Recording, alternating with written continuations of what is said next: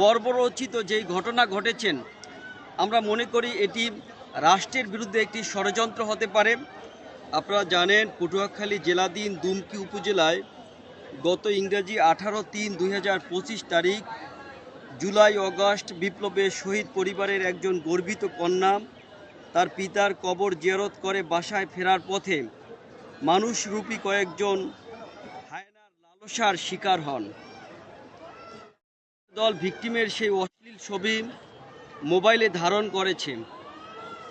এছাড়াও বিভিন্ন সামাজিক যোগাযোগ মাধ্যমে ছড়িয়ে দেওয়ার ভয়ভীতি দেখিয়েছে। ভিকটিমের উপর এমন নিষ্ঠুরতম নির্মম নির্যাতনের প্রেক্ষিতে এই ঘটনার সাথে সরাসরি জড়িত দুইজন আসামিকে তদন্তকারী কর্মকর্তা ইতিমধ্যে ধৃত করেছেন।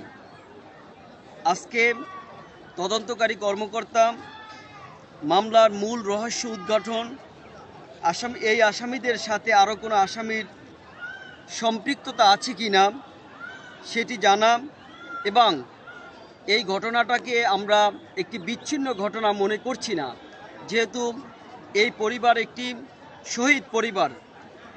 এই শহীদ পরিবারের উপরে যে মানে এই এহেন নিকৃষ্টতম বর্বরোচিত যেই ঘটনা ঘটেছেন, আমরা মনে করি এটি রাষ্ট্রের বিরুদ্ধে একটি ষড়যন্ত্র হতে পারে, বা ষড়যন্ত্রের সাথে কেউ জড়িত কিনা সেটি, এবং এই ভিকটিমের যে ধারণকৃত যে অশ্লীল ছবি তারা আপলোড করেছেন বা ভিডিও ধারণ করেছেন, সেটি অন্য কোনো ডিভাইসে আদান প্রদান করেছেন কিনা, এগুলো নিশ্চিত করার জন্য তদন্তকারী কর্মকর্তা এবং আমরা বিজ্ঞ আদালতের কাছে আমরা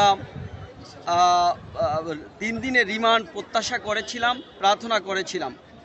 সেই প্রেক্ষিতে বিজ্ঞ আদালত সন্তুষ্ট হয়ে আসামিদেরকে 3 দিনের পুলিশ রিমান্ড মঞ্জুর করেছেন। কোনো রাজনৈতিক সংশ্লিষ্টতা আমরা পাইনি, বরঞ্চ আমরা সর্বমহলে সারা বাংলাদেশ ব্যাপী এই ঘটনার একটা তীব্র নিন্দা এবং প্রতিবাদ হয়েছে। সকল রাজনৈতিক দল মত সবাই এর, এবং সুশীল সোসাইটি, বিশেষ করে সাংবাদিক ভাইরা এই তথ্য আদান প্রদান করেছেন, এবং সারা বাংলাদেশে একটি বিচারের দাবিতে সকলে সক্রিয়ভাবে প্রচেষ্টা করে চালিয়েছেন। আসামি পক্ষে তারা একজন আইনজীবী লয়ার নিয়োজিত হয়েছিল, তারা জামিন চেয়েছেন।